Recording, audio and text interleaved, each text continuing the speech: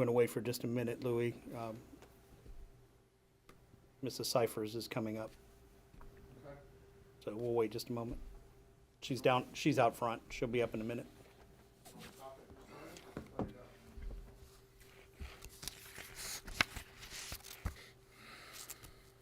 They'll just think we've had technical problems.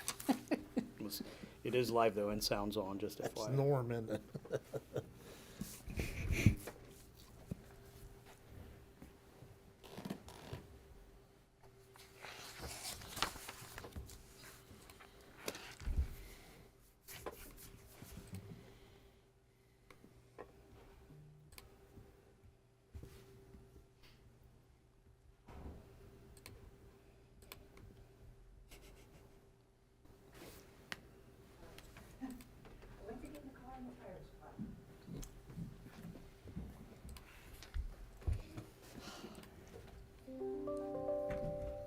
Barely.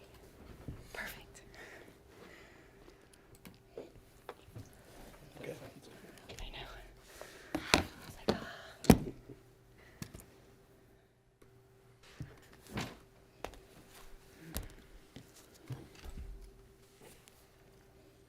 We set? Whenever you are. Okay. Good evening. I'd like to call to order the meeting of Bellbrook City Council. Today's date is Monday, March 28th, 2022. If you please stand and join me in the Pledge of Allegiance. I pledge allegiance to the flag of the United States of America and to the republic for which it stands, one nation, under God, indivisible, with liberty and justice for all. Thank you. Rob, if you could call the roll. Mrs. Cyphers, Present. Mr. Greenwood. Here. Mr. Harding. Here. Mr. Havens. Here. Mr. Hoke. Here. Mrs. Middlestetter. Here. Mayor Schweller. Here. All present. Thank you. Before you have the minutes of our last meeting, which was March the 14th. Does anyone have any changes or corrections to those minutes? None, Mayor. Done. Seeing none, I declare the minutes approved as submitted. Under mayor's announcements and guests, we have a couple folks tonight to talk to us, but before we do that, I just wanted to comment that this past Thursday, we had a Dayton VA forum that was held here with Director Mark Murdoch and also Commissioner Rick Corrales. Very informative session. If you didn't get a chance to see it live, it is streaming on our website. You can go to the main page and you can find the meeting there. We did tape and recorded the entire event. So any questions, there's a lot of communications from Mark Murdoch, a lot with his phone number. Otherwise, call city staff if you've got any questions on how to get a hold of Mr. Murdoch. First up tonight is Chief Kerman. Our last meeting, we swore him in as the new chief of Bellbrook Police, and tonight he's asked for a chance to welcome the community and introduce himself. Great, thank you, Council, City Manager, and Mayor Schweller. Thank you for inviting me here tonight. I want to take a minute and introduce myself as city's new police chief. I'm very excited to be here and to lead the department as your new chief. I've been here for quite a while. I came here from German Township Police in 1992. I became, a full-time officer in 1997. Became a sergeant with the department, a role that I held for some 13 and a half years. Was then promoted to lieutenant and then to captain. And now I have this fantastic opportunity to lead our department as chief. And I'm very, very excited to have that opportunity. I know that anytime there's any change in management, there's always some uneasiness, uncertainty. What's going to happen? What changes are going to be made? My gosh, where do we go from here? What's going to change in the way the PD delivers services to the city? To that, let me say this. I am very blessed to work here with a fantastic group of men and women officers who go out of their way every single day to deliver the best police services that they can to the community. Following with that, over the past 8 years, myself and the outgoing chief, we, for lack of a better term, re-engineered our relationship with the public and also with the city. So we could have this better relationship. We took great strides to have much more community interaction, much more community relationship, much more transparency to the public in what we do and how we do it every day. One of the other things that we did was to certify our delivery of these police services to the city through the means of the Ohio Collaborative and their accreditation process to guarantee the quality of what police services we promise to the city. So with that, I can say my focus hasn't changed at all as chief.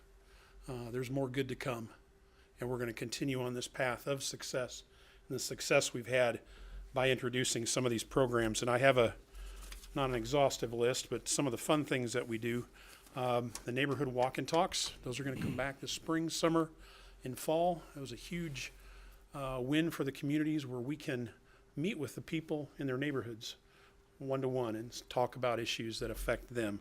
I know that was very well received. We're going to start that again. Thank goodness COVID is going away. The school meet and greets, this is one of the high points of our day, is where we get to meet the kids in front of Stephen Bell, give them high fives, find out what's going on in their lives, especially after spring break. We're going to have some amazing stories, I'm sure. Eating lunch with the kids at the school during their lunch breaks, when we have time available, we like to do that. Share a lot of stories with them. Also, it builds rapport with the kids starting at a young age to make them understand that we're their friends, not somebody to be feared. Some of the other things our officers are involved in, things like the holiday shoe program with the Fraternal Order of Police. This is where young people go with the police officers to a local shoe store, pick out a pair of shoes for themselves and socks. And also this year they got to pick out a gift to give to their parents. And that's always very well received. So this just a few things which are popular in the police department that we do with the community. We're going to continue down this road and try to have a few more programs introduced as we go along. When I started here many years ago, I couldn't have wished for a better place to work. As your police chief, I'm going to continue to work hard to keep the community's best interests at the forefront and to keep Bellbrook a safe and wonderful place to live. And again, that's what we do. That's what we're keyed into service, is to serve the public of Bellbrook. I'm available at any time should anybody have any questions about the way our department functions, what we do, what our role is, how we do things. Please just call me or stop in. I'll be happy to speak with you or anybody at any time to do that. And I look forward to meeting many more of you as my career progresses here as a chief of police. Again, thank you for the council for giving me this fantastic opportunity to lead our department in the future. Mayor, city manager, this is exciting time. So thank you very much. And thank you, Chief, and it's always a pleasure to promote from within, and I'm very glad that you're here with us and that we're able to do what we did as far as elevating you to Chief. Do anyone council have any comments to the Chief or anything? Oh, I just like to comment that past 10 years or so, Bellbrook City Police has just changed into something that's just people look up to. And Glad to hear that. it's another thing is following the police being on a committee. The way that local police, FBI, all the different agencies work together, and they have mutual respect. I guess used to back in the day. Well, on TV, kind of depicted that's them local guys. They don't know what they're doing, but that's not true. You guys got the training and the way you work with other departments and the way things are solved. You can tell it's a good camaraderie between, and that's one of the things I know you all have worked hard for, and it pays and it shows. So. And I will say it's a pleasure to work with other city departments where it's much more like a family rather than dealing with just somebody. Working with service, working with fire, working with the council, the city manager, the mayor. And we're like one big family, and I think that elevates our level of service to who we're here to serve, and that's our public. Yeah. Very much so. So. I think you're off to a great start. Yep. Coming Amen to to the that. city council meeting, addressing the community. I think that's the right way to start, so thank you. Yep. I appreciate That's that. a Thank you. great step. Thank you. Glad to have you. Thank you very much. Thank you, Chief. Next up, we have Sugar Creek Township trustee Carolyn DeStefani to discuss and present the township's desire and work thus far to construct a Veterans Memorial. Carolyn, welcome to Bellbrook, and the podium is yours. As Louis was saying, I'm coming over to the other side here. I think I know most everyone in the room here, but my name is Carolyn DeStefani, and I am a Air Force veteran.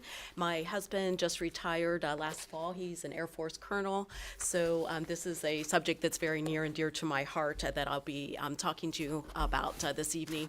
We did brief the park board, and we had some people from the park board here in February, and Forrest was at that meeting with me, and he asked if I could present that to the city council, so that's why I'm here this evening.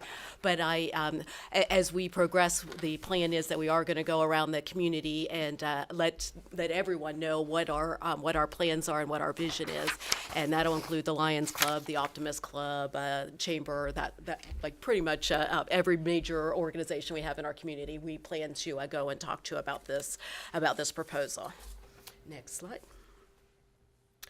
I did include the other trustees and their information, so hopefully you'll get a copy of the slide deck, so you will know how to contact any of the trustees if you have any questions about this. The proposal does have unanimous support from the trustee board, so all three of us are in agreement that this is a project we'd like to move forward with, and we're very excited to see that, and we think that it'll be something really great for the community at large. Next slide. This memorial is going to incorporate all 6 military branches to include the very new Space Force. So we're hoping to have a shield and a pillar for Space Force. And it'll include a American flag and then flags for each of the services and a black granite memorial like pillar for each of the services is our vision.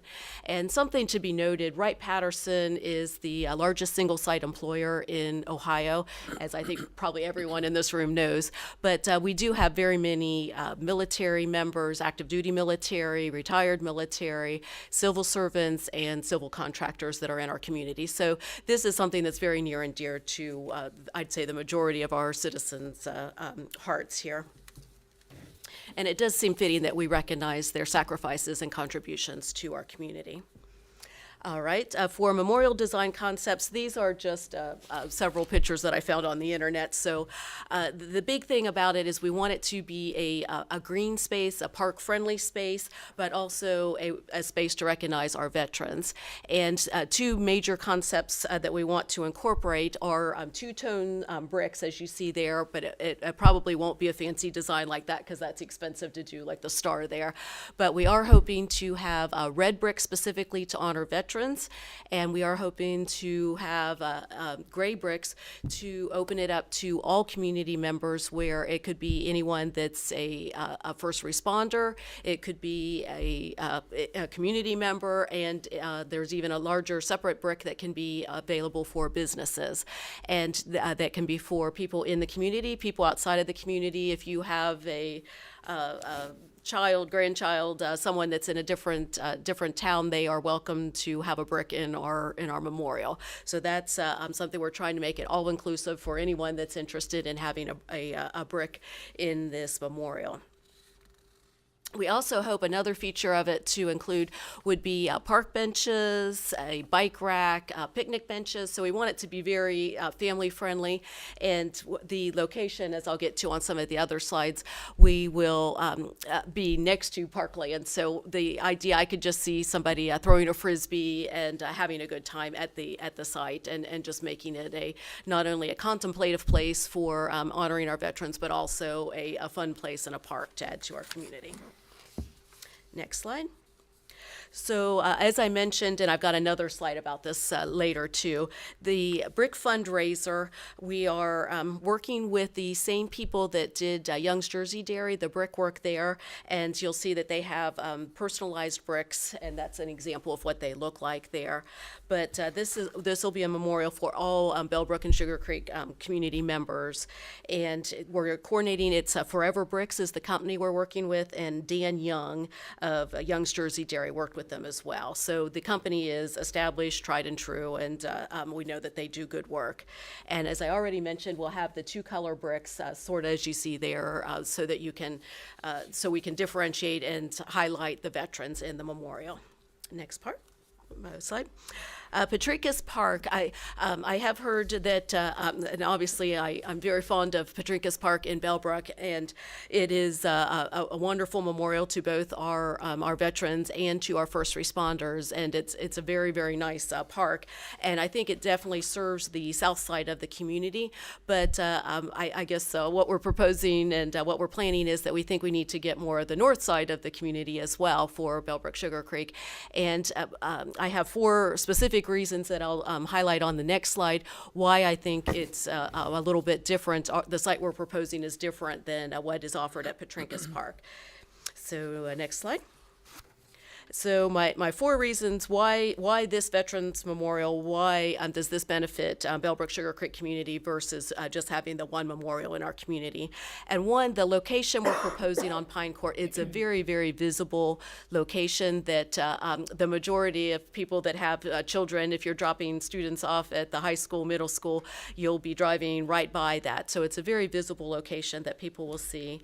And as I mentioned, we're hoping to have it be personalized so we can recognize community leaders, we can recognize our military that have fallen and prisoners of war, and then we can also recognize the businesses in our community. So we're hoping it's a win-win on the being personalized, and as I'll explain later, you can also get specific logos on some of the bricks, so you could perhaps commission a City of Bellbrook logo on the brick and have a brick specialized for your council members. It's also a very accessible location, and what we like about the Pine Court location is it is right across from the bike hike path in the community that is being utilized more and more for students walking to and from school, but you also see students riding their bikes, you see people walking their dogs, runners utilizing the trail. So we're thinking that it's just a prime location and easy to walk to, and not only just from the high school, because the thought is that we can have junior ROTC, some events there, as I'm showing with the picture, so they could walk over if they were doing a 9/11 or Veterans Day ceremony. They can walk over and have the ceremony there, but it's also even walkable from like Bellbrook Cemetery if there was a Memorial Day event or something. And the way we want to have the park oriented will be where it could expand into parkland, so that if the whole community wanted to be there, we could have lots and lots of standing room. The park itself will be small, but we're hoping that it could expand into parkland where if there's a lot of people, it will accommodate that, and we can have a lot of folks there to see military events and such. And as I was saying, and then the last one is it is adaptive, that it can expand, and but then it also serves as a place for quiet contemplation and where you could look at the bricks and remember some of our veterans and service members that way. All right, next slide.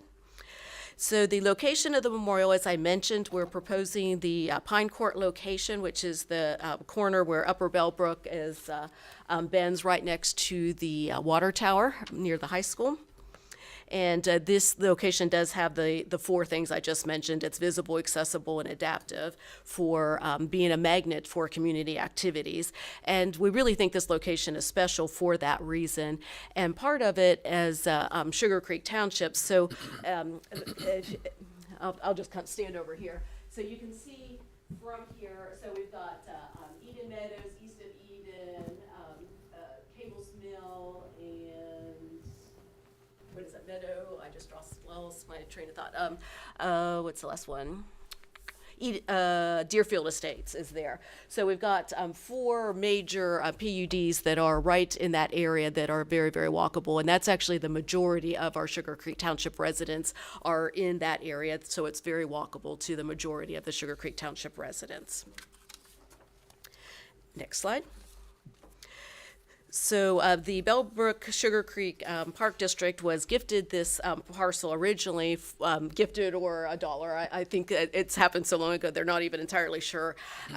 But the school gifted it to the park many years ago when Dr. St. Pierre was still the school superintendent. And the school board recommends and supports that they could give a donation of this Pine Court parcel, a portion of it exclusively for this memorial to Sugar Creek Township. And we're estimating at this point it'll be about an acre of land. It might be a little bit more as we're designing the walkway to get to the intersection. And this schematic that you see is one Jeff Stewart had done some original drawings to kind of get a feel for what the site might look like.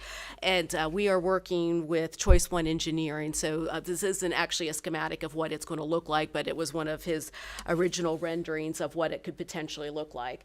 But things we are planning to incorporate, we are hoping to have a parking area as is shown here, and we will have the flagpoles and the memorial, and there will be a special memorial statue that is being gifted to the township as well for that.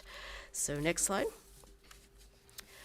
So as I said, I've already started kind of doing my rounds around the community, and we are getting a lot of support for this project. So on the 10th of February, we briefed the school board and received unanimous support from the school board members to progress with this project and to approach the Park District about seeing if we could acquire that portion of Pine Court for the memorial. And we did brief the Park Board in February on the 24th at their last meeting and received Park District Commissioner support for us to pursue this. But there are a few provisions which I will get to on the next slide here. But we also have applied on the 18th of this month. We applied for a Ohio Capital Improvement Fund grant, and that has received, as you know, collaboration sort of the way to get anything done. And not only do we have our local representative, Brian Lampton, support, but he has the region, the Dayton region. So we have Representative Bill Dean, Representative Willis Blackshear, Representative Phil Plummer, Representative Andrea White, and Representative Tom Young have all agreed that they like this project and are willing to designate some funds toward it. So we don't know how that's all going to play out, but we do have at least initial support for us to go forward with this project. Next slide. The provisions that we talked about, and this is actually Jeff's first time seeing this because we were kind of waiting until we got the engineering schematics done. So hopefully I got it right, but correct me if you see anything that is not appropriate or correct here. But from my recollection and my notes, this is what the provisions are: that the parks will potentially gift approximately 1 acre of property to Sugar Creek for the sole purpose of this memorial. The township will provide the park with initial engineering schematics to determine exactly which portion of the property will be utilized for this memorial and its sidewalk, bike hike path, trail access. The township will pay all legal fees associated with the transfer of this land, and the township will begin construction of this memorial within 3 years. And if we don't do that, the property will go back to Park District ownership. The township will then own the Veterans Memorial and the property that it sits on, and the township will utilize donations, capital improvement fund grants, and other funding sources to build the memorial, and then the township agrees to do all future site maintenance indefinitely. So that was something we had talked with Jeff and the commissioners about, that if we build it, we'll maintain it. So that's not something that the park has to maintain in the future. Next slide. So some of the considerations and things that we're looking at, we've spoken to Morrison Monuments and are looking, as you can see, sort of an example of what one might look like, a black granite monument for each of the 6 branches of the military. And then also we'd have some kind of signage off of Upper Bellbrook Road that would be 2-sided so that people would see that it is a Veterans Memorial as they're driving by. We would have a 30-foot pole for the American flag, and then slightly lower 25-foot poles for the service branch flags. Those, what we are pricing out, we're looking at the flag pulleys to be inside the poles so that we don't have any issues with somebody raising or lowering the flag inappropriately. So we would have control of that. And we are also looking at including a painted crosswalk at the upper Bellbrook traffic light so that, again, this site will tie into the existing bike hike path that's across the street. And we will have a walking path from where the site is all the way to that intersection to make sure we're there. Let's see. I already mentioned bike racks, benches, picnic tables, and this will be dedicated to veterans of all wars and those that gave their lives in service to our country. So it's not one particular branch over the other or anything like that. Next slide. One other issue, we need to ensure that we will have electrical power for security reasons. We're looking to install flock remote cameras. And what that does, it actually will record for, I think it's up to a month. You will have recordings. And then if there was any vandalism that occurred, we would be able to go back and see what happened and how it happened. And those can be electrically powered and solar powered. So it'll probably be a combination of both of those. But we are planning to utilize one of those at the site. And I go into more detail on a future slide, but this veteran memorial will be minimal impact for our taxpayers. As I already mentioned, we're looking at and have applied for capital improvement funds from the legislators. The Park District is potentially, we haven't totally figured out all the details, but they're potentially gifting us the land. That is what the school board recommended. And the school board has enthusiastically endorsed this memorial. And we do have a World War II commemorative bronze statue that's going to be donated to the site. And I'll get to that in the next slide. We do, I will plan to send out a flyer besides doing the rounds to all of the community places I mentioned, but we also will do a flyer that will be posted on our township website to make sure that our public is informed how we're planning to spend taxpayer money and everything too. So the bronze statue feature that I mentioned, it is going to be a life-size representative of our World War II vet that lives in Sugar Creek Township, Jim Martin, and he is turning 101 years old in April, so that's quite an accomplishment in and of itself. And he was one of the last remaining and original Screaming Eagles of the 101st Airborne Division. And as I mentioned, he's a lifelong resident, except for when he was off serving our country. And the family has agreed that they would like to have this memorial, this statue located on the memorial indefinitely, and it would become property of Sugar Creek Township. So it's not one of those that would be there and then be taken back or anything. It's a lifelong, multi-generational commitment to do that. And besides having this one, the memorial was in the works before this statue even became a proposed idea. So we are also interested, if anyone else has war memorabilia, if you happen to have an F-16 flying around, sitting in your backyard or something, we would love to have other artifacts if there's anything of interest there. We'd be very interested in doing that. And just as an aside, they are doing a Jump Fest at Skydive Greene County on April 29th and 30th to honor Mr. Martin. So that is a event you might want to check out. And next week, Chad Fisher, who is the designer of the life-size bronze statue, will be in Sugar Creek Township to meet with Mr. Martin and to get different pictures to help develop the actual statue. And I'll be meeting with him, and he would like to walk the grounds and see a little bit what we're proposing there. Next slide.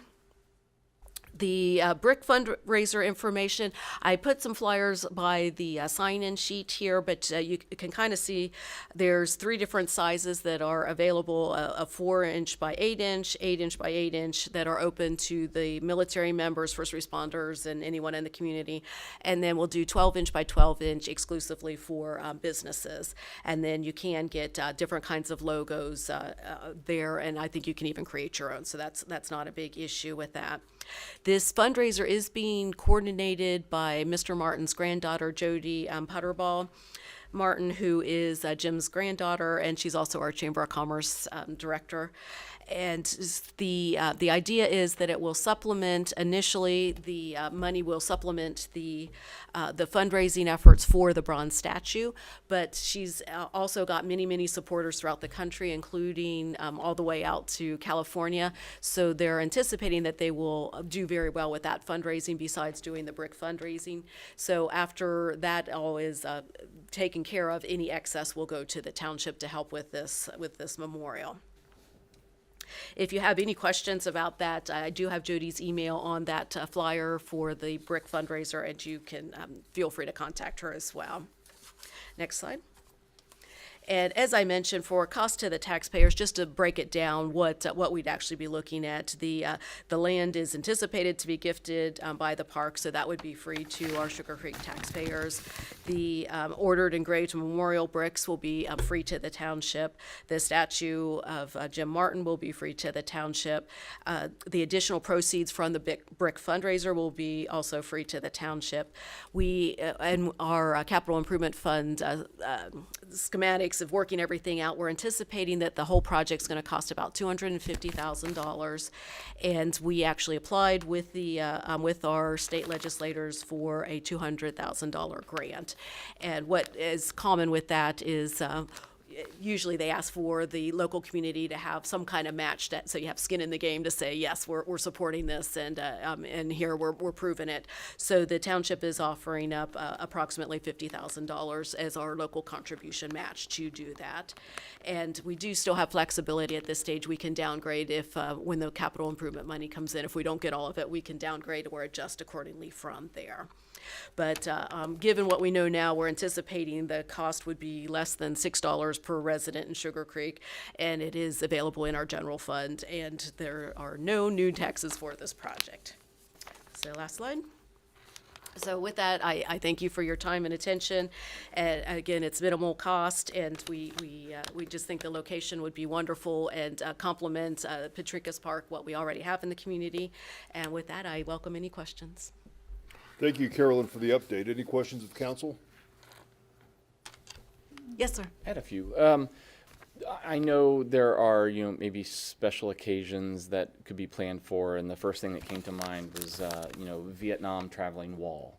Would there be any accommodations for events like that where things could be added temporarily? I'll defer to the park since it'll probably be bigger than the parcel that we are getting, but Yeah, what do you think, John? I would think that would be something certainly that would be considered. Yeah, I've been part of that with another agency before. I guess it just depends on, I would be a little concerned maybe about, because it's a little bit of a small parking area, so that may be a little bit of an issue, but yeah, that's something I've been associated with before with other agencies. Okay. I've also seen the Optimist Club does, sometimes they'll put flags out to honor different people, and they would just put like flags out in that whole corner, and I think that could be very nice if there was some kind of special event too. Okay. As a thought. So you said you had multiple questions. You have another one, TJ? Sorry, I wrote a couple notes down. Were there any concerns with surrounding property, neighboring properties, in terms of access, or were there anybody who said, yeah, but please consider this? Were there any caveats? So we actually are still in the planning phase, so we need to actually go talk to the neighbors. But you will note that we didn't. They still have their cul-de-sacs, so they can turn around, and we're trying very hard to stay away from the cul-de-sac, so we don't affect any of that. And the schools, sometimes the buses will turn around in that cul-de-sac, so we are making sure that we stay away from the cul-de-sac, so nothing will be built on the actual cul-de-sac itself. And the lighting, we're going to be very careful with the flags to make sure obviously flags need to be lit to meet appropriate protocol, but they will be very minimal so that we don't affect the neighbors and anything visually too much for the neighbors that way. And the parking area will be dark sky compliant lighting there too. So we're definitely working through all of that too, and certainly things we need to take into consideration. Okay. And I know you mentioned you didn't want to pay favor towards any service or anything, but considering Wright Pat in close proximity, is there anything that is going to be highlighting the history of Wright Pat or maybe the Signal Corps? Oh, well, see, I'm Air Force veteran, so of course I think that's a wonderful idea. But right now we don't have plans and we don't have funding for anything at the moment. But I do belong to Miami Valley Military Affairs Association, and I think when they hear about new developments like this, there may be interest, and we're certainly open to it. And again, if anyone else has any good ideas or knows somebody, I know I was talking to Greg Dart at one point, and he had some possible ideas as well. So anyone that has ideas, we're all ears. We'd love to hear. All right, thanks. That's it. So, all right. Any other questions, Okay. comments? I like the idea. Okay. But as a parent, so now I'm flipping over to my parent idea. I hear a lot of rumblings with the traffic along Feedwire and Upper Bell. And I'm wondering if when they do the engineering plans, will they also take into consideration the traffic flow and patterns? Because there's a lot of parents who are driving their kids to and from school nowadays, and a lot more kids walking with the buses being cut. So I'm not sure if that's part of the engineering ideas, but as a parent, I would be concerned with that and just want to make sure they take that in consideration, how the traffic is going to flow to the memorial and how it could potentially affect the traffic flow in the mornings and the afternoon. Well, conveniently enough, I'm also on the board that sits with, Kevin Price has been the school board member that's working that quite a bit. And I know some of what they're looking at right now are speed zone signs are actually higher than the regulations state that they should be. So I'm part of the email chain. We're talking to Stephanie Goff, our county engineer, to get those lowered to the regulation height. And he's also looking at them, the school board purchasing some speed zone signs. And he is very aware of this project, so we're coordinating with him to see what the best way is. But Stephanie Goff right now, she's actually been working with ODOT to try to do kind of a whole overlook of our school zones and see what is the best approach, because there is speculation that part of Feedwire might get widened at some point, which is part of also why the design is back further. And we know that the bigger the street, the more you got to watch your students and make sure Right. that it's a safe environment for them. So that they're definitely looking into all of that. Okay, great. So that leads me to one more question then, too. Yes. So you guys have an email chain or a group that's discussing that. Is there anyone from we're all one community, and Bellbrook City is not very far, so can Bellbrook be included on I know, some of Ernie, those? you were at the first meeting that we had, and I think you were out of town. I'm trying to remember. So the first one was it was like pre-COVID, our very first meeting, and I'm sure you were at that one with Kevin Price. We actually went to Stephanie Goss. We went to her office in Greene County, so I'm sure you were at that one. But the last one was at the school at the St. Pierre Center, and you were not there, so I'm not sure. I don't recall being at. Okay, the are you other not one. on the list anymore? I Nope. don't Okay, recall you're not being getting on the any emails. list. I'm Okay. sorry. All right. Gotcha. Okay. I know you were at the very, very first meeting, but that was like right as you got sworn. Like that was right as you were starting your first term. So, but anyway, that is an excellent idea, and I'll let you determine who the right person is. But I'll volunteer. if you shoot me an email, whoever is. Okay, I said I would volunteer, Would or I I think volunteer? Forrest is also on the safety committee. He might be willing to. Okay. Either one of us is probably fine. Okay. Sorry, Forrest, I'm throwing you out there. I think that's a wonderful idea, and I know Chief Brown has been attending those, so Okay. I'd invite your new police chief if Yeah. you'd like to attend too, because we are all about safety for the community and safety first for the kids. So yeah, Great. and just let me know who the point of contact is, and we'll get you hooked up. And I know the last we heard, Stephanie Goff was asking for them to hold off till they finish the ODOT look, and then they're going to start making some plans and Okay, making some good. Yeah, I changes. just want to make sure it's all yeah, that's- woven together. Very, very good Okay, thinking. great. Yes. Thank you. Thank you. So I actually have a Oh, question sure. as well. Yep. Just looking at, I guess, the systems that we have in place for our community, for Sugar Creek and Bellbrook. Bellbrook Sugar Creek Parks has really always kind of managed our parks prior to this one. Is there, looking forward, are we thinking of putting that back into the parks, or are we kind of departing from our parks being with the parks? Do you want me to speak? From what I understand, I think they don't want one more park to maintain. Is that fair, Jeff, to say? As far as why Sugar Creek is saying that we'll maintain the park indefinitely, since we're building it, you don't necessarily need another. Get out the weeds too much, but initially, the way the project was set up was. Oh, sure. No, you can't hear him on. So used to the informal ski barn. Sorry about that. The way the project was initially set up was we were going to work with, I guess, Jody, the granddaughter of Mr. Martin, and it was going to be privately funded. And we were open, the Park District was open to dedicate some space on that site. It started to change and evolve rather quickly, I'd say, in the past few months. And the township decided that they were going to pursue some of these capital funds. So this was going to be a project that they could not construct on parkland themselves. It had to be owned and managed by Sugar Creek Township. So this is why it's changed a little bit. Now the Park District's faced with a decision that do we parcel off a piece of this and allow the township to, and if they own it, they manage it. And So the funds aren't available to park districts, but they're available to townships? those funds could potentially have been available to a park district. Sugar Creek took point on it and pursued it. We were, as a body with limited funds, we represent both communities.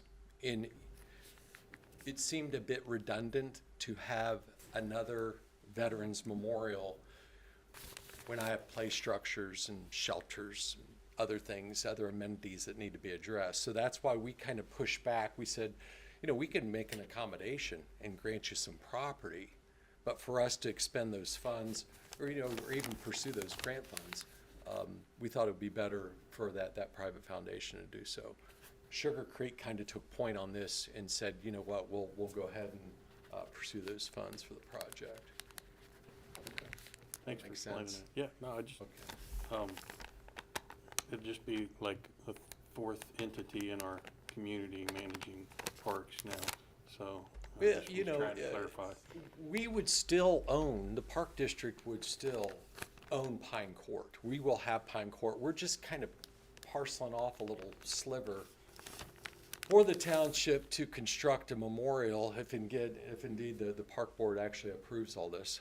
So I don't want to speak out of turn too much, but I think that was the vision. Pine Court was, as Carolyn had talked about, it was gifted to us by the schools. It's really as a placeholder. There's cherry trees on that site now, memorializing the tsunami victims. This was a donation. That's why all those cherry trees are there. Japanese businessman donated those trees. So it's a bit of a sacred site. We always had a vision for that. It would be very passive area, maybe a play structure, maybe a gazebo, something in that vein. Future connectivity somehow. So I think at least the park board at last sitting, they were at least open to an amenity like this, especially if the township was going to take care of it. Sure, I didn't want this to be perceived as judging or anything like that, just really trying to understand. Oh, no, The Judge. evolution No, of it, yeah, so, thank you. No problem. I think a lot of it's still Yeah, a little we're still fluxy figuring- right now.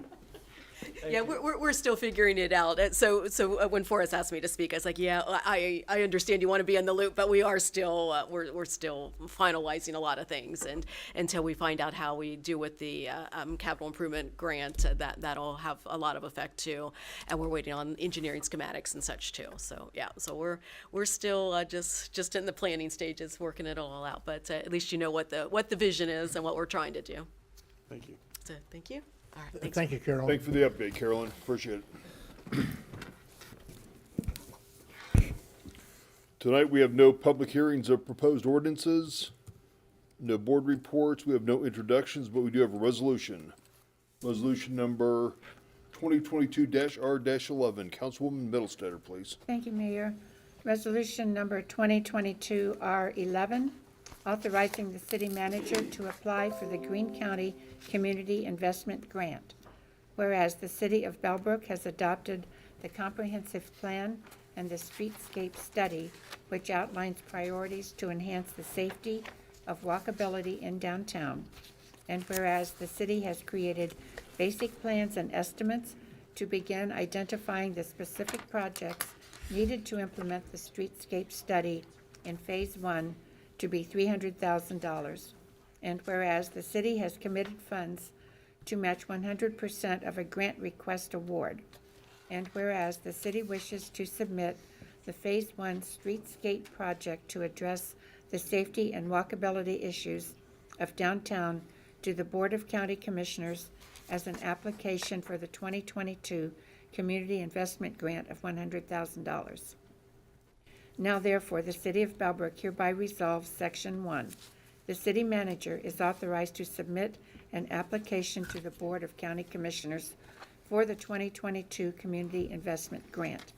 Section 2, that it is found and determined that all formal actions of the City Council relating to the adoption of this resolution were adopted in an open meeting of this council, and that all deliberations of this council and any of its committees that resulted in such formal action were in meetings open to the public in compliance with all legal requirements, including Section 121.22 of the Revised Code of the State of Ohio.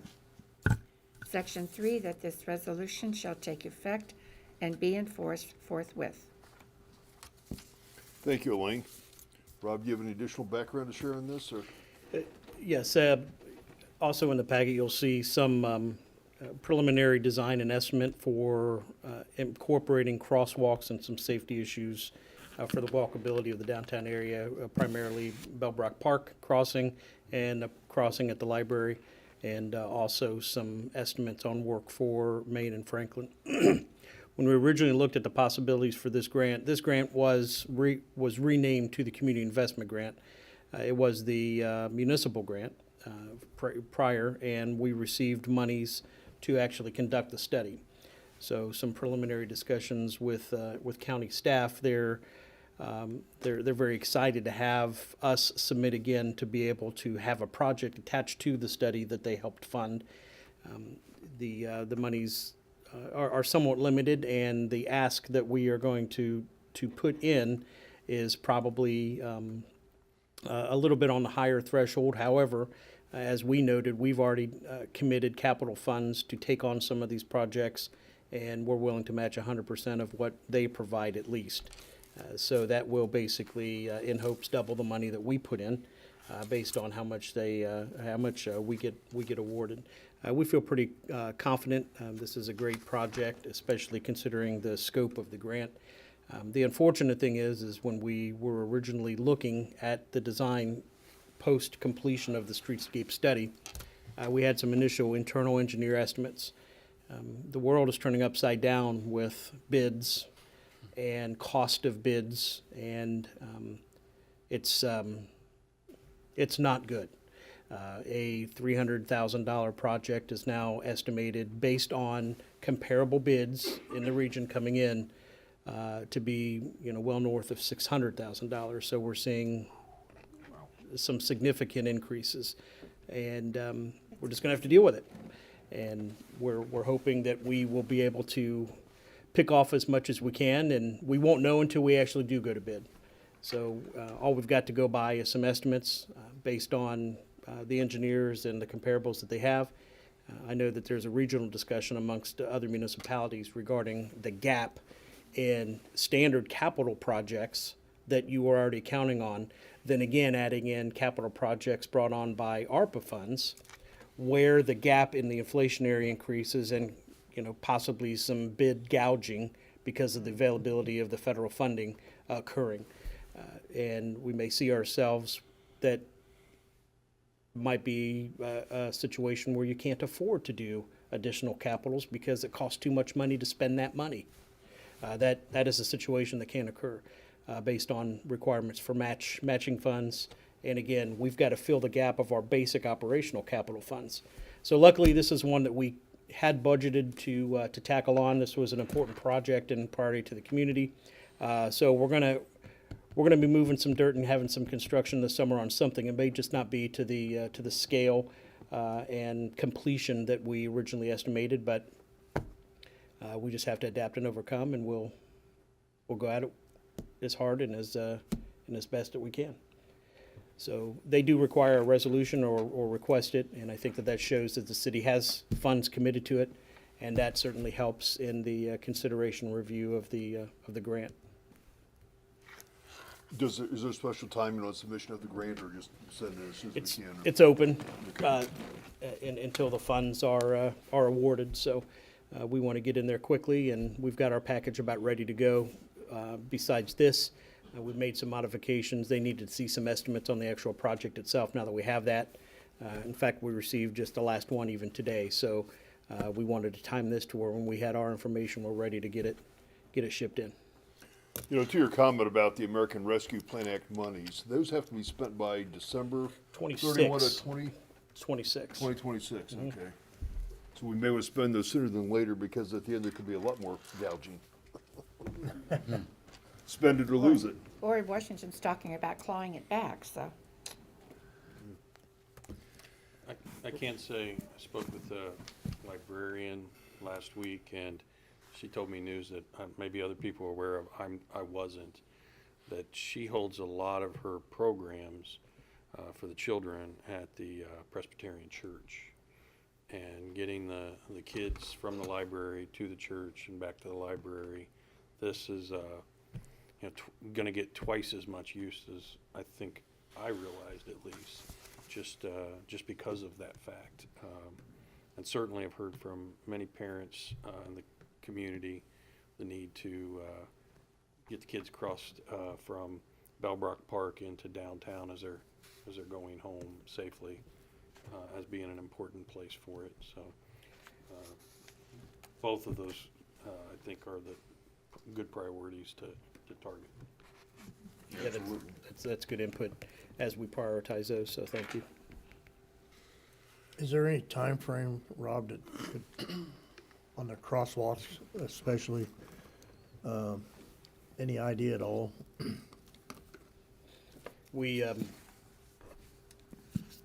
hope to hear back when they meet at their next meeting, post our submission, get an indication of whether we got an award or not, and at that point, we will create the project, put it to bid, and hopefully see some work prior to the end of the summer. Is there anything temporarily we could do? Go to Amazon and find some signs and some paint, and especially that area there. I've been stopping for pedestrians going back and forth. Last week was Mike Kinsey and his family, so. Is there anything that you could think of that should we or could we or? We certainly do have some opportunities, with being on 725, obviously, we need to coordinate that through ODOT and make sure that we get all of the bureaucratic approvals, Yeah. since it's a state route, and take a look at kind of doing something preliminarily in hopes for the permanent fix. But yeah, if we have most of the programming from library crossing back and forth, that's certainly, because we've heard Bellbrook, because that came through the town forum and in the input sessions and the listening sessions for certain. And you know, I hadn't heard that either until Mr. Havens had mentioned that. So we need to certainly include that and see what we can do to help. And then the crossing from the library across, there's a lot, those roads are just full of traffic. I'm just asking more or less if there's anything at all we could do. Is there a flashing light or just a crosswalk sign? Yeah, we can likely sign, but that's one of the things that Yeah. actually lighting and signage was part of the scope and design. We wanted a flashing beacon in the middle. We wanted the bump outs to allow a larger area and a shorter crossing for pedestrians. As of now, they're crossing, one car could stop, but then there's pavement enough for another car to zoom around to the right. That creates a safety issue. So that's the purpose of the bump outs at the crosswalks, because it holds traffic. It allows the pedestrians to cross in a shorter path and have that kind of safety zone from possibility of any traffic passing. So, but, without that, we can look at even maybe, I hate to do it, but pavement hashing or even some plastic bollards that can kind of divert traffic. But we can look at a variety of things with the goal of having the design thing done. Oh, But- yeah, no, But if we can't get to This that is this temporary. summer, yeah, we need to look at that for sure. So, just something in the meantime, just Absolutely. something that we can, There was a lot of requests for crosswalks from the library across to Dairy Shed. correct. So Yeah. And that that's right where we're talking. And that's right down, the church is a couple doors down, so, Mm-hmm. for the programs, so. I think that's fairly new, doing them at the church. I don't remember hearing that before. And doing it there doesn't affect parking. That's been a lot of concern because there's no parking in front of the library currently, so Right. it wouldn't affect it. Right. So it's a great spot for it. Good, thanks, Rob. Any other questions or discussion on resolution 2022-R-11? I have a Yeah, I just question. wanted to, Oh, go ahead. no, you go ahead, ladies first. So we asked for 100,000, and then we talked about how cost of inflation is going to likely drive up our estimate of phase one for 300,000. Is 100,000 a cap that the grant has, or? There's really no cap. However, based on the history of previous awards and the total amount of money that the county, this is straight money that is from the county for municipal awards. So it's not like a pass-through grant that would come through MVRPC with maybe state one issue or federal transportation or surface transportation funds. This is truly just county money passing on to local communities. So we feel that that's on the higher side of asks for projects. And if we, frankly, if we go in asking for too much, then it's an easier no. Right, So we want to, well, I have an analogy, but I'm not going to. Ask what we can possibly get, is what. Yeah, yes, but the thing is the county does support this project. They've already indicated such, and we worked with staff to this point. And, we've heard from some commissioners. Everybody knows that there's an interest in a desire to improve downtown Bellbrook, and especially since they funded the study, they certainly like to see actual things happen rather than a study being shelved. So, Fine, we've already have budgeted funds for it And to we do. match, so. Correct. that's, and that helps. That's what we can do, is ask for is what we have a match for. That is correct. That is correct. So we're going to try to maximize the funding that we have available. And then when we find out an answer, we can determine which of these, if we needed to narrow the scope to do one now, we could do one now and one later. My understanding is the grant is available annually, It is. so we could always reapply for whatever portion It is. we are not able to have funded this year. We could turn around and apply for, let's say, phase two, or do the library 1 year and Bellbrook the next year. And there's also some other funding opportunities. They're competitive. They usually like to see a little bit larger scale projects, but like safety funding is actually almost all funded. That might be one that we might look at for 725 since it's a state route. So we're going to be looking at that, and having this new information would be very helpful concerning the safety of 725. Thanks. And I just wanted to add, an overwhelming majority of people that I've talked with are supportive of our streetscape proposal, considering the overall budget. If you take out bearing of utilities, it was on the order of $3 million, and I think this is a prudent, conservative, yet strategic first phase Yes. that will continue to garnish or to generate support from the community. What is the timing for the bridge replacement down at closer to Little Sugar Creek? Is that starting? Yeah, that'll sell in June, so it should be sold and awarded shortly after that, if they start this year, if not spring of '23. Okay. Yeah, I think these locations that you've highlighted in conjunction with that bridge being replaced, it's a real good strategic phase one. And just to be clear too, it's not going to be an actual replacement of the bridge. Right. We're redecking it and creating additional lanes, so just Correct. Yeah. in case somebody wants to call and correct us. But replacing the surfacing of the bridges, yes, Yeah. Okay. improving traffic flow there. Yeah. Any other questions or comments? We have a motion regarding resolution 2022-R-11. Yes, Mayor, I move to adopt Resolution 2022-R-11. Thank you, Lane, and a second. I'll second. Thank you, TJ.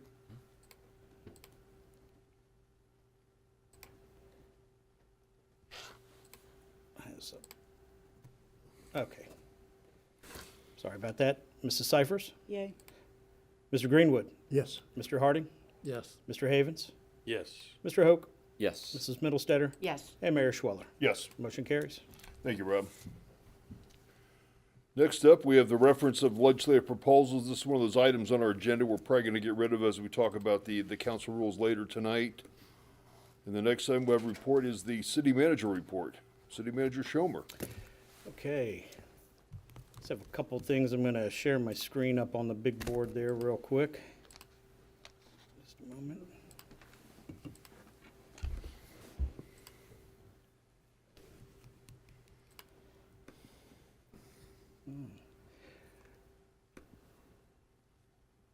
Quick update on our technology projects. That's just kind of wanted to give another update on real quick. That's what we've mainly been focusing on, of course, getting the grant taken care of, as well as our submission for the aging communities, age-friendly communities grant that we're hopeful to get notified on here prior to summertime.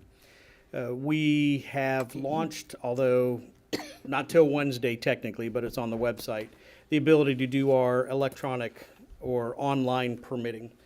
This system is going to be much more efficient for our residents. We have so many that have printed out a form and tried to email it in, and it was just PDF. So we've got a system now that allows permitting online. They'll be able to fill it out, be able to send it in, also be able to search permits or request inspection. All of these here are permits that are current.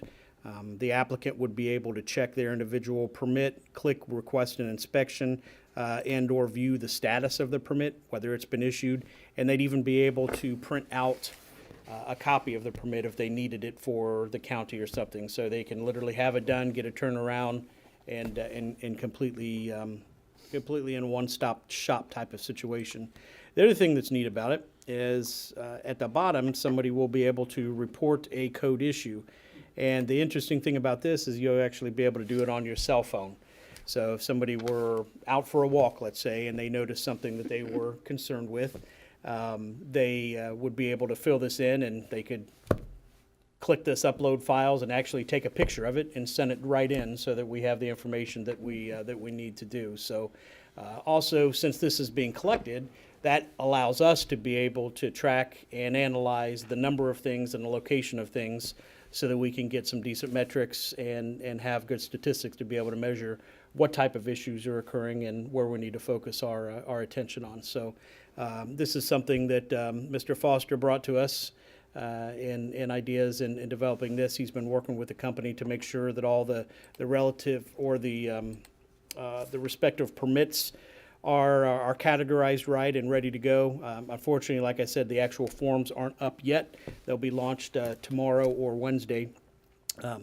But this is going to be yet another way that our community is going to be able to have access to what the status of issues are, the transparency of what type of work and services the community is providing, and also provide a higher level of efficiency, especially coming into permit season, fences, pools, sheds, et cetera. So timing is good.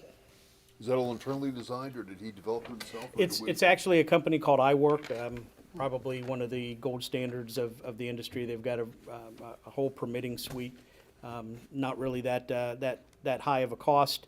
The portal was an add-on. You can use it as just a database to collect your permits, but it was the portal piece that we really wanted to attract ourselves to again, give the community access to that information, much like they'll have access to some financial information and access to our archived documents, our videos and all that, have all the information they need at their fingertips. Very good. Should speed things up. We hope, but it provides and creates better record keeping, for certain. Instead of our big binder that's about 4 inches thick that had all the permits in it. That is correct. That is correct. That is correct.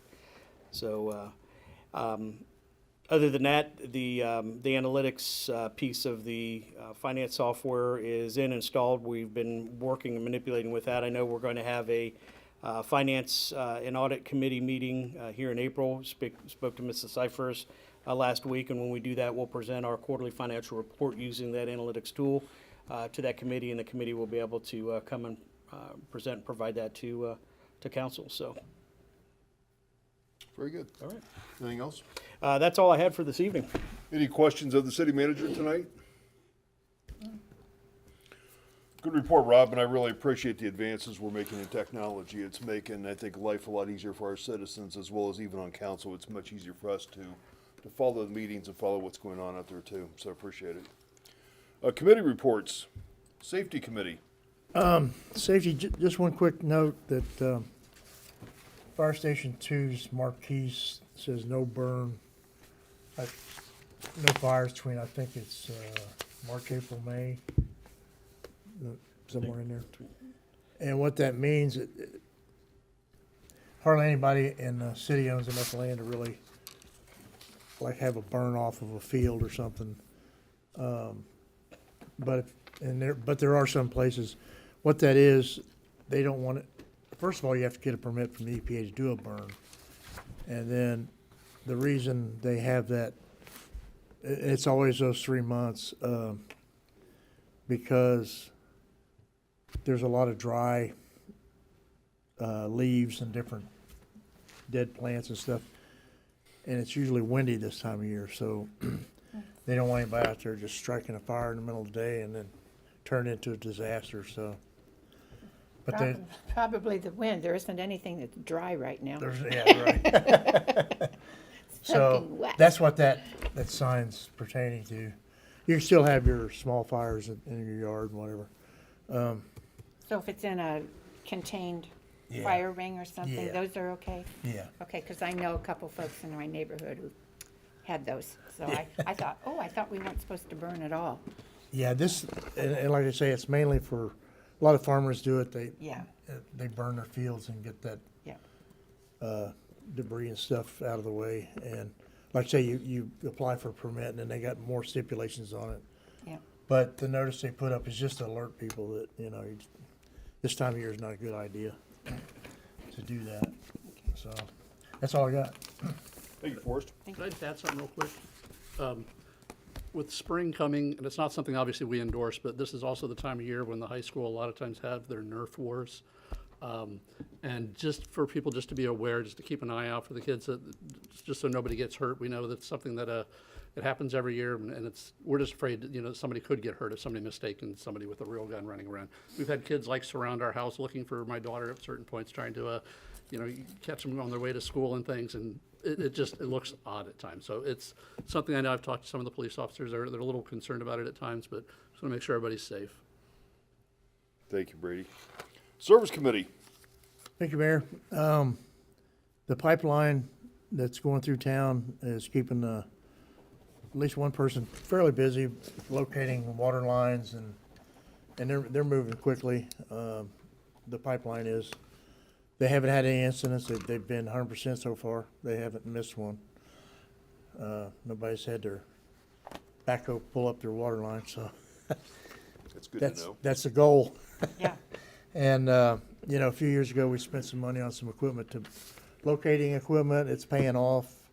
Another thing the service department's done since the 80s, this is smart. Anytime they do a repair or they have a location, they take pictures and they write it down, and it's paying off. So that's something that these guys said they've got it down. I appreciate what they do. So that's all I got. Great, thanks. Finance and Audit Committee. I don't have anything specific to report that Rob didn't already discuss. I had gone to the Greene County CIC meeting last week and learned, or 2 weeks ago, and learned a little bit about the community investment grant. So I followed up with Rob, and he said, "What? Funny, I already got that application." So, and then we're setting up a finance meeting for sometime in April. Thank you, Catherine. Community Affairs. Thank you, Mayor. Community Affairs met earlier this evening prior to this meeting to propose a new board appointment to the Planning Board. So we have brought our recommendation to appoint Dr. David Van Veldhuizen to the Planning Board.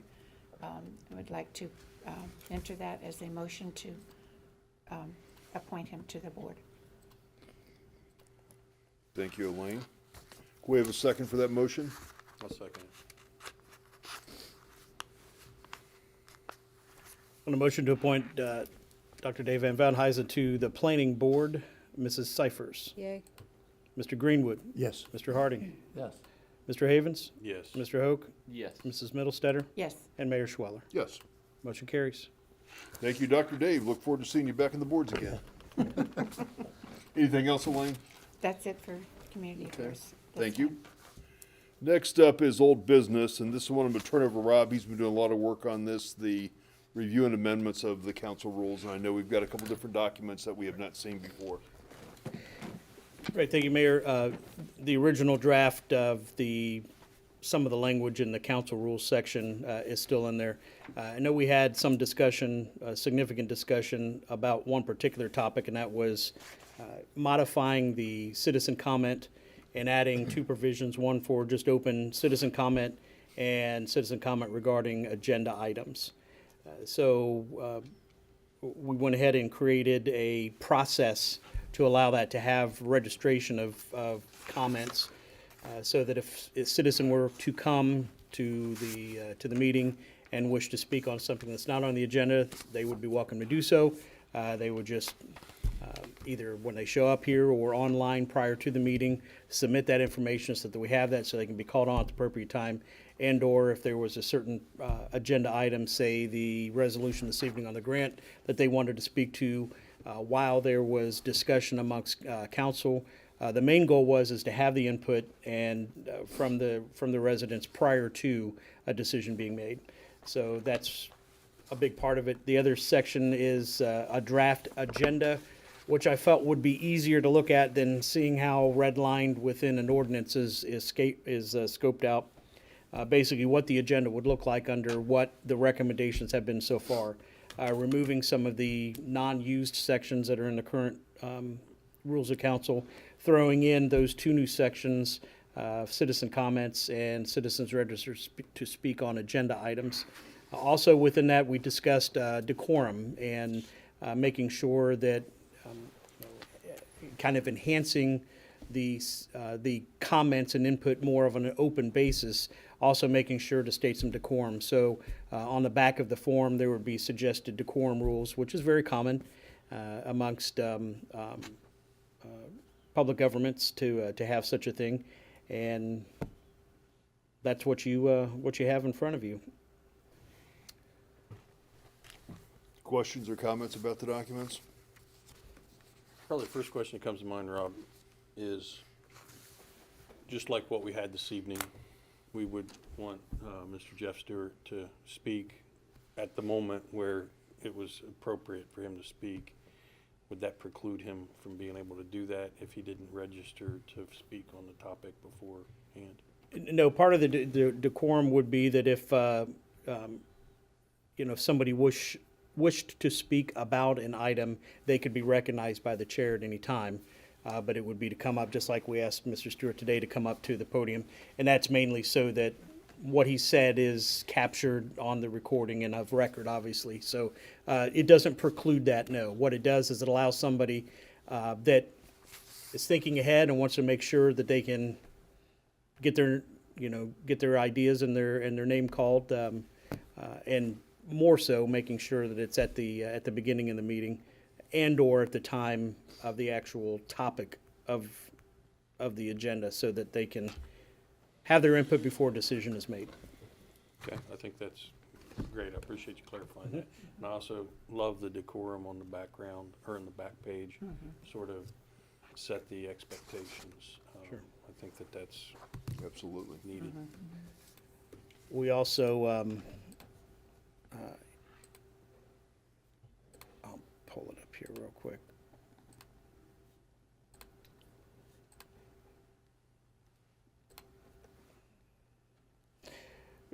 We also have a form built in on the website along with our document center that when it's ready to go, we'll be able to have this published, and residents will be able to, view the meeting that they're interested in, and they can go right down and fill a form out to be able to submit that. Once they do that, it submits right to us, and we'll have that prepared for the meeting and ready to go.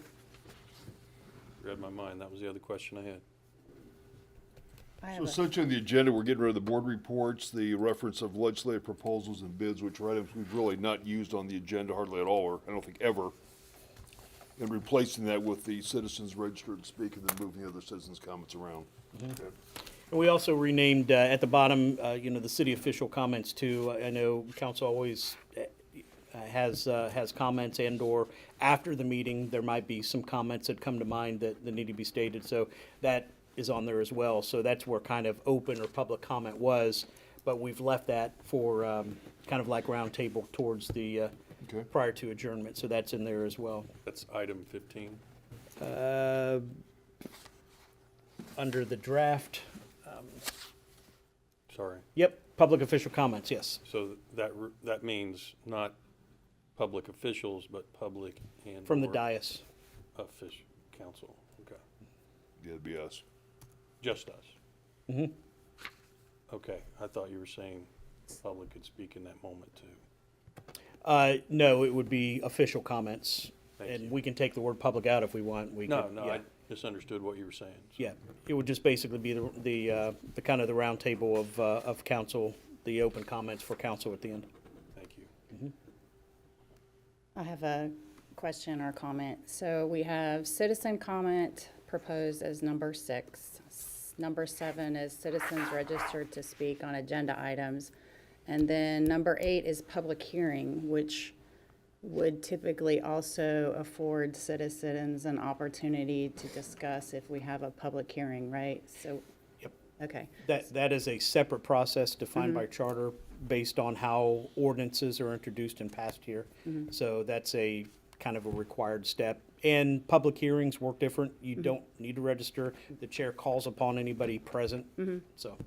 so I'm looking at this as the public has potentially three opportunities to bring information to council share, but they're all right there in the middle portion of the meeting. If it were me and I were allowed to be king for a day, I would prefer to see number 6 move to at least after committee reports, so that if folks are in the audience and there's been information that's been shared during the meeting, either during the public hearing portion or perhaps during a committee report, that they could provide feedback at the end of the committee reports if it does not pertain to a specific agenda item. I think the specific agenda item, citizens registered, yes, that's a good location, but Talking about moving 6 down to. Yeah, the thought behind it is to make sure to give somebody an opportunity to make statements prior to any decisions are made. And that would basically put it after all agenda items that would involve decisions and/or okay. legislation. So that was kind of the main thing, is to get those comments before the topics were discussed, to make sure to include that prior to your deliberation. At least that was part of the conversation. So that was the thought process behind it. so before an adoption of a resolution, but not necessarily, well, it would also be during a public hearing, but like you said, that also gives, once the floor is open for the public during a hearing, they'd have the opportunity to discuss anything before we deliberate anyway. That is correct. Specific to public hearings, that would only be on an ordinance. Okay. So Catherine, your thing, we leave item 7 where it is, and then item 6 would maybe move to later in the meeting, possibly like the way we have it right now, so you can make comments at the end of the meeting, because item 7 allows you to speak on agenda topics, and if somebody wants to come in and say that the city building needs new bricks or something like that, they could do that at the end of the meeting, maybe after item 15, I don't know. Couldn't It's you just open it up food for twice? thought, yeah. Does it have to say agenda items? Can it just say citizens registered to speak? So if they want to come and they want to just be here for the first 15 minutes, not the 3 hours that are of our meeting, and wait, I've always felt like it's kind of been unfair to have someone wait through a long meeting to speak. That was one of the other reasons to have it Yeah, up that was top. the other reason, that's right, we did talk about that. If we took 7 and got rid of agenda items, or just replaced it with any items, and then moved 6 down, it could include agenda items or anything else, but to not have to sit through the meeting, you would have to register in advance. Would that fix the problem? Well, I'm not sure there's a problem. It depends on when council wants to hear from the residents. Do they want to have the residents speak about the item if they have input at the time that you are discussing it? Or do you want to, right. So the necessity of, and number 7 doesn't mean that's when you call on everybody. You're just announcing that you do have citizens registered to speak on agenda items. And then the chair would typically call on those registered speakers at the time of that discussion.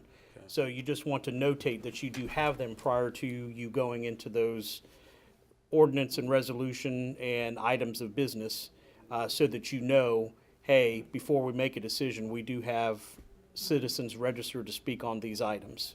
Okay, so that's not necessarily. Kind of like a header. Yeah, okay, so that wouldn't be then necessarily their opportunity to talk as, you know, we're rolling from one to another. They might be when we bring that particular agenda item. Okay. Correct. That makes more correct. sense to me. Yes, correct, yes, Okay. yes, And I'm reading number 6 then is just if they have something that's on their mind, they correct. can come and speak at the podium and then leave. They don't have to stay through the whole meeting. Correct. Right, that makes sense too, yep. Okay. I Thank think you. item 7 is a standalone item. Seems a little confusing for the layperson to understand what we meant. If it's not really an item, it's just, we'll get to you in 8, is what I think I'm hearing you say. Well, no, not necessarily, because your 8, 9, or public, 10. your public hearing is only to do with ordinances. So let's say tonight, the grant thing, that would be an example. There's not a public hearing on resolutions. There's only public hearings on ordinances unless they're passed at introduction, like supplementals. So there's not a public hearing there. So we'll continue always having open, we always have pros and cons to speak on the Right. public hearing on Right. the ordinances. And in the process and in the form, should say right in there that kind of describes and explains, it's not on the agenda, but on the actual form itself, you should see a quick description. And it says, non-agenda topics, you may speak on any topic you wish to bring up following the rules of decorum, citizen participation, and citizens registered to speak on agenda items. It says you may speak during the discussion of the agenda item prior to any action being taken by the public body. So it kind of explains Yeah. that that's what that purpose is. Right, but nothing actually happens during the meeting at 7? No, it's merely to announce that you have or don't have citizens registered to speak. You call upon them at the time of the item. And that's hard to put out in an agenda, and you could put to be called on, later. But just for the purposes of our agenda, we just need to know that, yes, we have citizens registered to speak on an agenda item, or we don't. Okay, so let me just throw an example at this and see how it lands. If someone came here and they wanted to speak on the resolution 2022-R-11, what would we do at item 7? At item 7, then the agenda item is citizens ready to speak, and I would say there are 2, Mr. Mayor, and he would say, okay, we'll call him at that time when we get to that point. So it's just to literally make sure that you have a point that before you get into the decision that you have or are aware, and give opportunity for citizens to register to speak. So you're not necessarily calling on them at that time. You're just noting, yes, we have two, we have none, whatever it might be. Thank you. We'll need a resolution to pass this, correct, Rob? Yeah. To change the rules. So look it over again, see if there's any other comments that come to mind, and also look at the rules of decorum on our request to speak at a meeting, see if there's any changes. We'll talk about it next time. I did have another comment You move on. forward. Sorry, Mayor, I did have another comment. Go ahead. Order of business, we're striking out governmental affairs in the committee reports. Well, So, that's not really defined. There was one reference that it says governmental affairs, but that's where I'm going with this, is right. I don't know a lot about governmental affairs, and I was trying to find information on why we had it in there in the first place. So before we strike it out, I wonder if it would be helpful to consider keeping it. I mean, I imagine we're striking it out because we don't use it. But do we not use it because we don't know what the underlying purpose was? Does it serve a purpose, and should we keep it, or should we just strike it out because we don't use it? I could not find, Neither could I. I was hoping somebody that's been around longer than Yeah. myself would be able to, hey, we did use it at one point, and this is the committee that worked with the township on projects or worked with the school, and, is that something useful that we should keep, or should we just take it out because we don't use it? Is it covered somewhere else? the closest reference I saw that it was actually government affairs, finance. That's all I could find too, so I didn't know. And I think just the terminology finance audit was what was in the actual rules of council, and I was just staying consistent. Right, no, makes sense. If we have something to talk about, and we have a spot on the agenda, we'll find a place to park it, so we'll do it. On 5, with the voting by electronic means. Yeah. I truly think that we should try that out before we change the wording. Like, maybe have a temporary and see how that goes. Yeah, it's written as an either or. It's written that you just can. Doesn't say you have to, it's written as you can. You roll call or, Yeah, display your vote. I still think we might have an issue with that down the road, even if it is an or, unless we would allow any person in the council to request would do it one way or the other. It changes the dynamic of the way we vote dramatically. it does. So, I'm not opposed to trying it, but I don't think that we should Well, before we try, allow it. we gotta authorize it. I'm with you, but I don't want it to be 60 years before we come back and visit this and change it again. Sure. So I don't know if there's a way to do that or not. There's might be actually, in speaking of that, there's actually a way that we can actually structure the council rules to make it a little bit easier.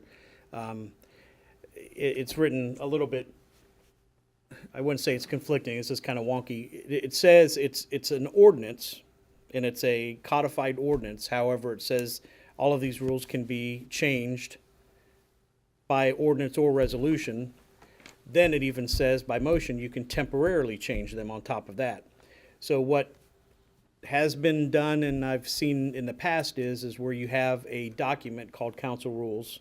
We change the ordinance to say that council will adopt rules and modify them as needed, and then the modification to those rules would just be by, we move to approve the existing council rules, or we move to change section 2 of the council rules, and it's still a formalized, structured document, but yet has a little bit more fluidity for exactly what you're talking about.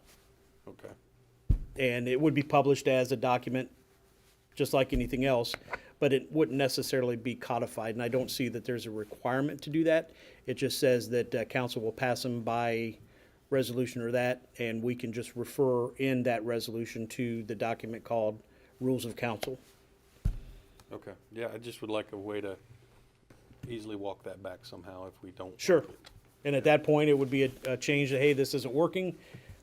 We need to change the council rules. That way you're not worrying about any type of codification. You're just dealing with a referred manual through resolution.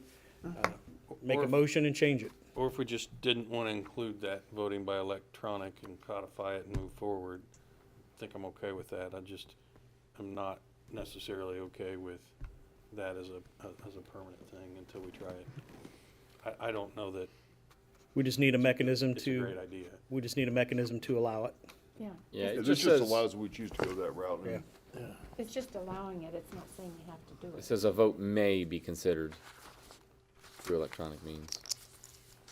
Okay, so in that case, what if one of the councilmen don't want it to be considered electronic?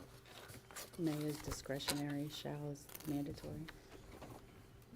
So would one person not wanting it to be voted that way be enough for the council not to vote that way? If we go by the definitions of may and shall. I can't hear you, Kathy. I said, if we look at the definition of may and shall that are in some of our documents, may is discretionary, shall is required. Okay. So yes, it would give someone the opportunity to say, I don't feel comfortable, unless we change the word to shall, Yeah, Fair enough. or change the definition. okay.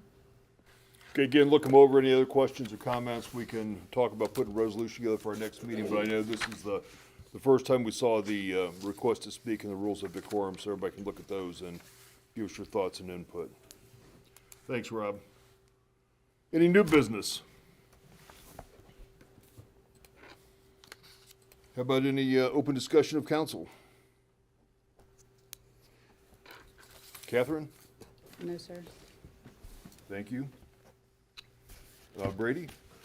I would just like to make a comment where if you're coming in from the west on Alex Bell, the house right across from the firehouse number 2, they're doing a spectacular job of redoing the exterior of that house. And Yes, it's they one of the are. first things you see when you're coming in from the west.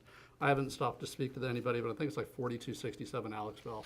But it's a huge difference when you're coming into town. I'd just like to commend the people for what they're doing. Yeah.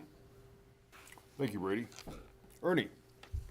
Thank you, Mayor. The only thing I have, I spent about 10 hours, 12 hours of my life last week interviewing, deliberating a recommendation for the city council for the new parks commissioner. And so I'd like to put forward a recommendation that we request Greene County courts to appoint Mr. Stephen Howler as our next commissioner. Of course, the decision's made at the court level, but recommendations are heavily considered. And those recommendations would come from the parks, from the township, and the city. So with that, I'd actually like to make a motion that we would submit a letter of recommendation to Greene County Courts for that recommendation. Okay. Any discussion of council? I think it's a good idea. Think we have a second. A second? Thank you.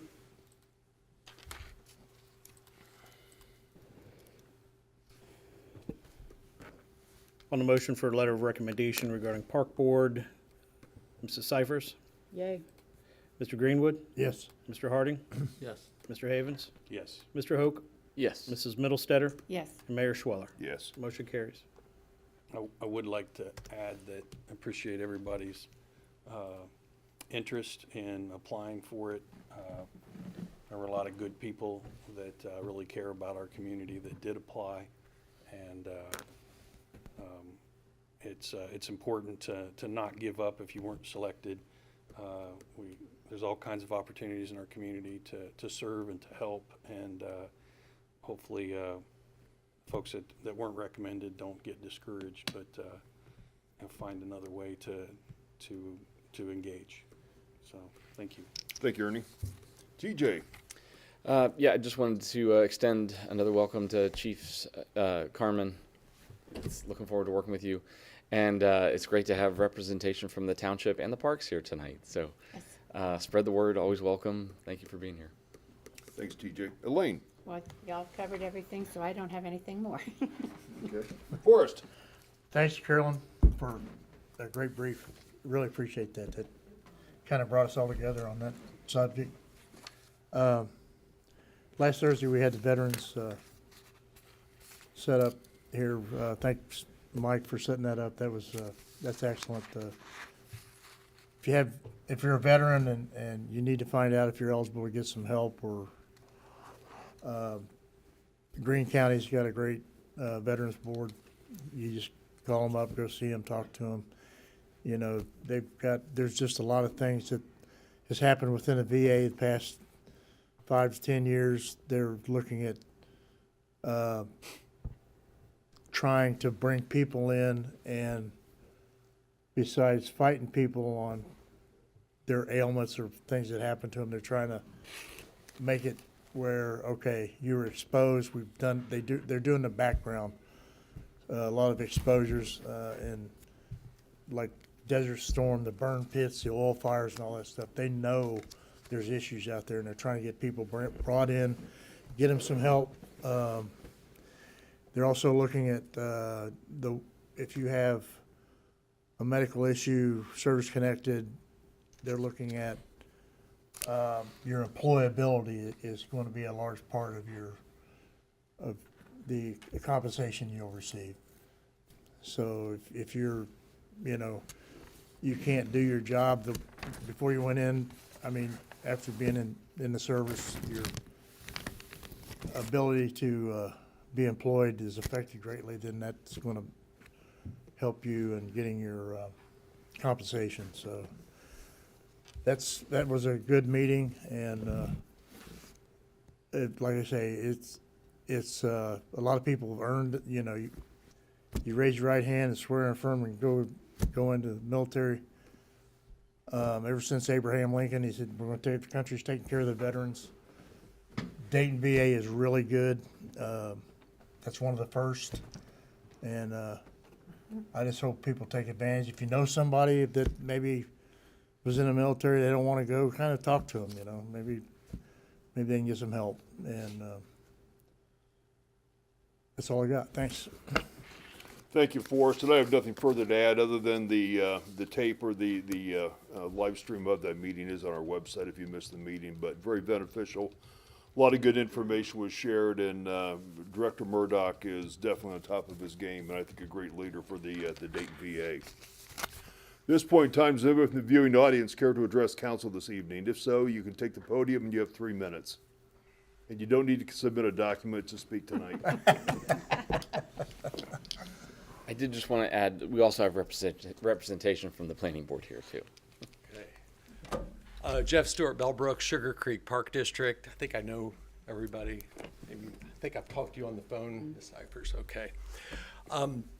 Wanted to thank the city for providing representation, for going through the process of selecting a commissioner. It's a long couple days.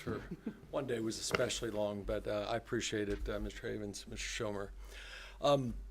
One thing that came up, and this isn't to put anybody on the spot or anything, but when we're going through the process, comments came from the city that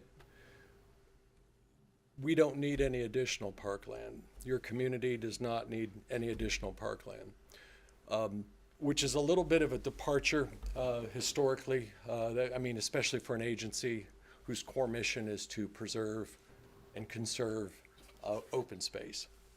And I have boards, my board certainly doesn't always agree with everything, and different views are fine, but as an agency, for us, when we don't have a giant checkbook and we write checks for this land, we're pursuing these by grants, and it takes time negotiating with property owners. Certainly Brookview Pool in Bellbrook was a perfect example. It took months to be able to pull that off. The Kiter property next to McGee Park would be another example, and Morse Reserve. Those were all grant-funded projects that took a lot of input from a very small staff. So if that's the position of the city, that's fine. Certainly you're right. If you're completely content with the open space and the parkland that you have within the city limits, we can then focus our efforts on Sugar Creek Township and direct our energies there, because we just don't have a lot of bandwidth there, if you will. I didn't know if this was a majority position of the city now, or if this was just, an opinion of one or two. Not asking for any type of feedback tonight, certainly, but if you could consider maybe developing a position, and I'm not saying you have to become, I think Sugar Creek Township's an open space community. Certainly there's some in the area. But just so we would have some guidance as an agency on what we should do and how we should expend our resources as far as preservation goes. The second thing, and I know I normally wouldn't bring. Jeff, in response Yes. to your first one, I'm not aware of a position being taken by this council on parks. I'm not sure the source of that comment, but we have not discussed that. I don't believe that's certainly not my personal position. I don't know if council has different positions or not, but it's not something we've discussed. Okay. I'm actually surprised by the comment, but go ahead. Well, Yeah, I would say, from my personal standpoint, completely the opposite. So, yeah, always open for communication. If there's anything come up, yeah, let us know. Right, well, no, it would, well, and that's why I'm here. But I would, if you guys could, again, I don't know if this is something you could take an official position to give us some guidance, because I was a little surprised at the comment myself. So, yeah. I could give some insight real quick. I think that was Yeah. the person. Yeah, I was there. One of the questions that I asked in the interview was to prioritize 4 different things. And I think when one of the candidates was asked if you had a specific dollar amount of resources available within the park district, and it was like a $50 figure or something, just, the individual indicated that half of it would go to acquiring new property. So I think the discussion after that kind of had to do with there seemed to be a lot of desire to make sure that there was programming, that there was amenity needs and stuff like that, that maybe the idea of existing resources, taking aside grants and things like that, acquisition of additional open space and all that, I think was taken. So I think perhaps that comment might have been taken out of context, because it was that minute, that thought, it was just to get the mindset of a candidate. And then the comment of was, well, hey, you can't take, half of all of your resources and just go into purchasing additional land, because obviously you got a lot to take care of, right? And as you indicated, there's, limited resources to begin with, and a lot of maintenance and upkeep. Even though it's open space, it doesn't mean that it just exists and you don't do anything to it. We all know that there's beautiful trails and upkeep and personnel to pay for. So I didn't have that takeaway. So I'm not sure maybe what was discussed after we left, but that certainly wasn't my takeaway. Wasn't my In fact, the takeaway either. majority of the people talked about conservation in terms of the priority of the resources. So there was just the one candidate, and it got drilled down to like a dollar amount, and then all of a sudden that you might have turned into 50%, and that would be concerning just overall. That if all of a sudden 50% went to one thing, that kind of you got the mission statement, stuff like that. So maybe that's where it happened. I think maybe it was taken out of context. So Yeah, I guess what I heard, and again, not putting anybody on the spot, but Mr. Havens said specifically, this community does not need any more parkland. Arnie, you said that. And again, it's fine if that's your position, but understand our position of just providing some direction. If that's how you feel, that's completely fine. Doesn't hurt my feelings. Yeah, it was in the context of what Rob just explained, and that was the question that I followed up with, is I was trying to comprehend how a candidate could say that the first priority for the park should be land acquisition. And so I followed that up by saying, so if we gave you $20 to spend on these priorities, and he completed my sentence by saying I would spend $10 on acquisition. And actually, I followed up with that candidate the next day to make sure that I fully understood what he meant, and found that